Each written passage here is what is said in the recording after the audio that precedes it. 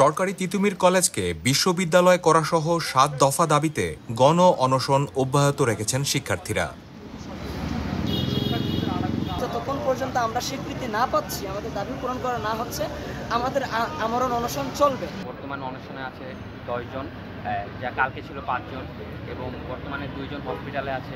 ৭ দফা দাবির ভিতরে আপনি ভালোভাবে লক্ষ্য করলে দেখতে পাবেন একটা দফায় উঠে আসে, সেটা হচ্ছে তিতুমিরকে বিশ্ববিদ্যালয় করতে হবে। এই বিশ্ববিদ্যালয়ের প্রেক্ষিতে আর যা যা আমাদের প্রয়োজন সেটা আমরা ৭ দফার মধ্যে তুলে ধরেছি।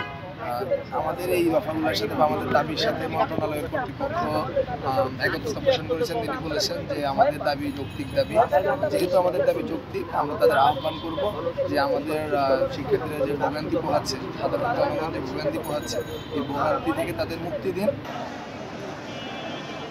বৃহস্পতিবার সকাল 11:30 থেকে স্বতন্ত্র বিশ্ববিদ্যালয়ে রূপান্তর করাসহ ৭ দফা দাবিতে কলেজের প্রধান ফটকের সামনে সড়কে অবস্থান নিয়ে বিক্ষোভ করতে থাকেন প্রতিষ্ঠানটির শিক্ষার্থীরা।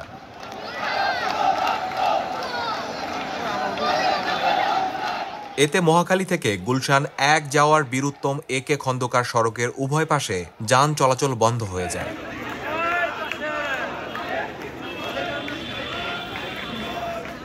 এতে বিভিন্ন গন্তব্যে যাওয়া সাধারণ মানুষকে চরম ভোগান্তি পোহাতে হয়। নিরুপায় হয়ে তারা হেঁটে গন্তব্যের উদ্দেশ্যে রওনা হন।